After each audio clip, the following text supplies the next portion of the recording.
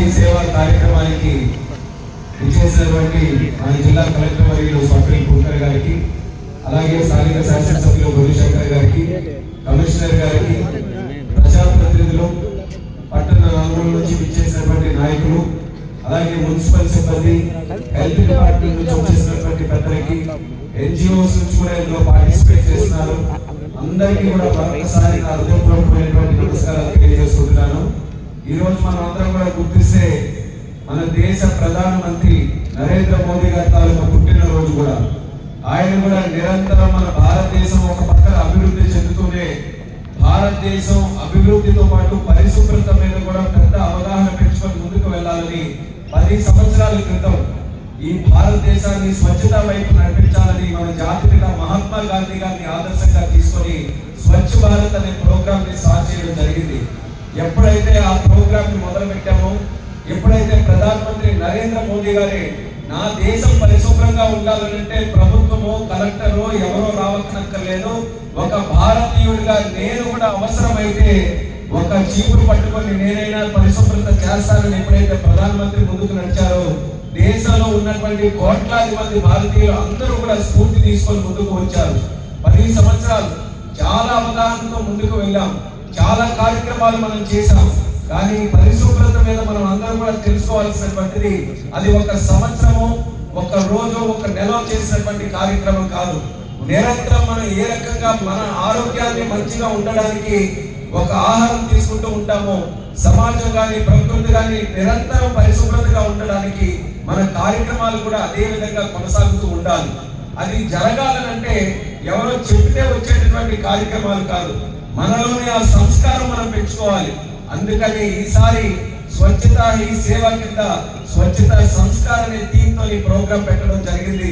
మనం కూడా ఎవరైతే ఈ రోజు ఈ కార్యక్రమం ద్వారా పార్టిసిపేట్ చేస్తున్నామో మనకి మంచిగానే అవగాహన ఉంటుంది. పెద్దలు చెప్తున్నారు, మనం కూడా చదువుతున్నాం, మనం కూడా చూస్తున్నాం, మనకు తెలుస్తుంది.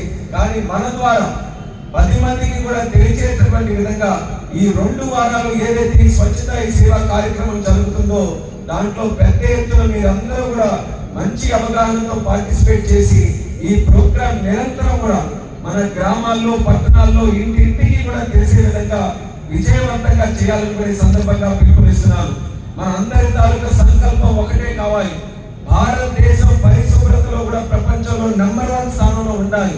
అది జరగాలంటే మన శ్రీకాకుళాన్ని మనం ముందుగా తీర్చిదిద్దడానికి ప్రతి ఒక్కరు కూడా కంకణం కట్టుకొని పనిచేయాలని కూడా ఈ సందర్భంగా తెలియజేస్తున్నాను. మోదీ గారితో మన మీటింగ్ లో అయినప్పుడు చెప్పారు, స్వచ్ఛ భారత్ కార్యక్రమం నిరంతరం కూడా జరుగుతుంటే ఎన్ని సంవత్సరాలు చూసినా మొదటి పొజిషన్ ఇండోర్ కో గానీ, సూరత్ కో గానీ 2-3 పట్టణాలే కనబడుతున్నాయి. టాప్ 10 లో అవే ఇప్పుడు కూడా వస్తున్నాయి.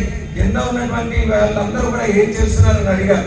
అందుకని ఛాలెంజ్ గా తీసుకోవాలి ఈసారి మనం. శ్రీకాకుళం కూడా దేశంలో టాప్ 10 లో కనబడే విధంగా ప్రతి ఒక్కరు కూడా కష్టపడి పనిచేసి ఈ 2 వారాలు కూడా మనలో కూడా ఉన్నటువంటి స్ఫూర్తిని పెంచే విధంగా కార్యక్రమాల్లో పాల్గొనాలని తెలియజేస్తున్నాం. మనకు ఉండేటటువంటి స్ట్రీట్స్, రోడ్స్ కానీ, ఇంటి ముందు డ్రైన్స్ కానీ, మన పార్కులు కానీ, మనం రోజు తిరుగుతున్న మన ఆఫీస్ పరిశుభ్రత కానీ, వీటన్నిటి మీద కూడా మనం దృష్టి పెట్టాల్సినటువంటి అవసరం ఉంది.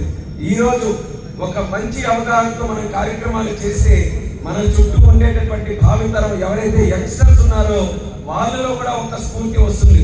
మా తల్లిదండ్రులు చేశారు, మా పెద్దలు చేశారు, మా గురువులు చేశారు, మాకు మంచిగా ముందుకు నడిపించేటటువంటి వ్యక్తులు చేశారు. మరి వాళ్ళంత శ్రద్ధతో చేస్తున్నప్పుడు మనం కూడా దాని మీద అవగాహన పెంచుకోవాలని పిల్లలకి కూడా అది అలవాటు అవుతుంది. ప్రపంచం, ప్రకృతి ఇది కేవలం మన కోసం పుట్టినటువంటివి కాదు, నిరంతరం కూడా ప్రజలకి, మానవ జాతికి అందరికి కూడా ఎప్పుడప్పుడు కూడా ఉండాల్సినటువంటి ఆస్తి అది. అటువంటి ఆస్తిని కూడా పరిరక్షించుకోవాలంటే దానికి ఏకైక మార్గం, అతిపెద్ద మార్గం మన పరిసరాలని, ప్రకృతిని పరిశుభ్రంగా ఉంచడం అనేది మీరు అందరూ కూడా తెలుసుకోవాలి.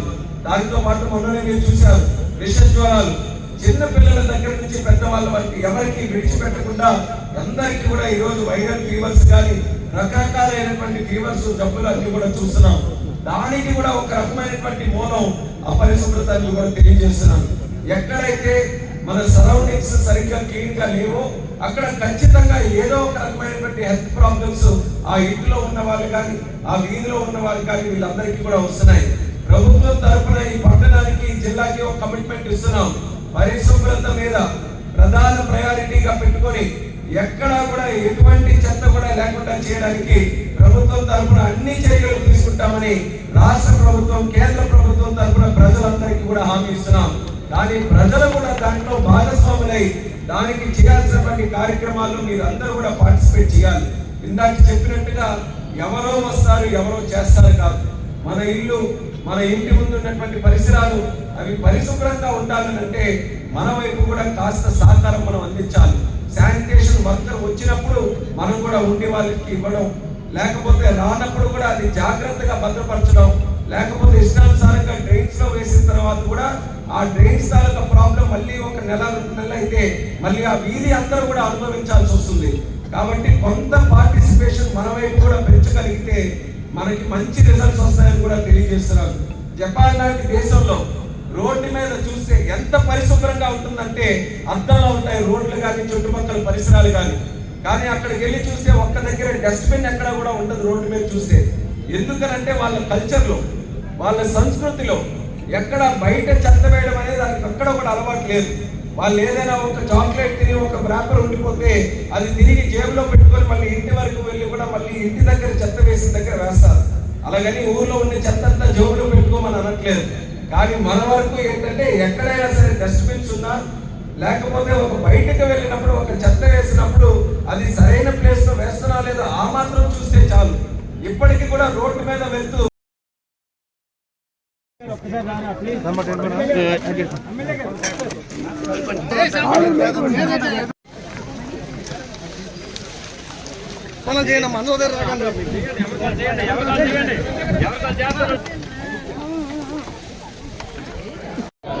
కేవలం భారతదేశ స్వతంత్రమే కాకుండా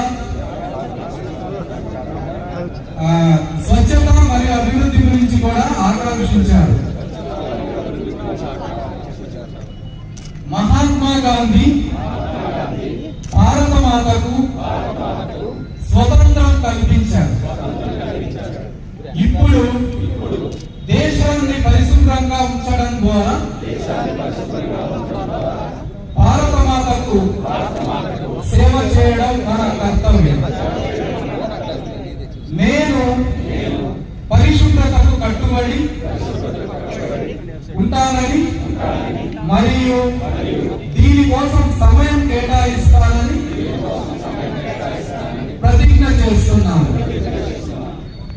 నేను సంవత్సరానికి 100 గంటలు, వారానికి 2 గంటలు స్వచ్ఛందంగా పరిశుభ్రత కోసం పనిచేసి పరిశుభ్ర ఆంధ్రప్రదేశ్ సాధించే సంకల్పానికి కట్టుబడి ఉంటాను. నేను చెత్త వేసి పరిసరాలను అశుభ్రపరచను, ఇతరులను అశుభ్రం చేయనివ్వను. నేను నా కుటుంబం, నా ప్రాంతం, నా ఊరు మరియు నా పని ప్రదేశాన్ని పరిశుభ్రంగా ఉంచుతాను. ప్రపంచంలోని దేశాలు శుభ్రంగా కనిపిస్తున్నాయంటే దానికి కారణం మరియు ఇతరులను అపరిశుభ్రత చేయనివ్వకపోవడమే అని నేను నమ్ముతాను. ఈ విషయంలో నేను వీధి వీధికి, గ్రామ గ్రామానికి మరియు ప్రతి పట్టణానికి స్వచ్ఛ ఆంధ్ర కార్పొరేషన్ తద్వారా స్వచ్ఛ భారత్ మిషన్ సందేశాన్ని ప్రచారం చేస్తాను. నేను ఈ రోజు నుండి నాతో పాటు 100 మందితో నాలాగా పరిశుభ్రత కోసం 100 గంటల సమయాన్ని కేటాయించేటట్లు చేస్తానని ప్రమాణం చేస్తున్నాను.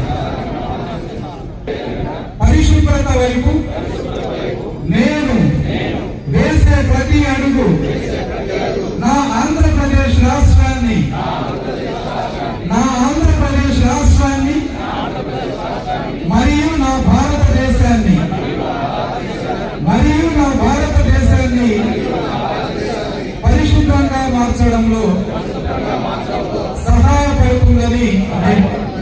నేను నన్ను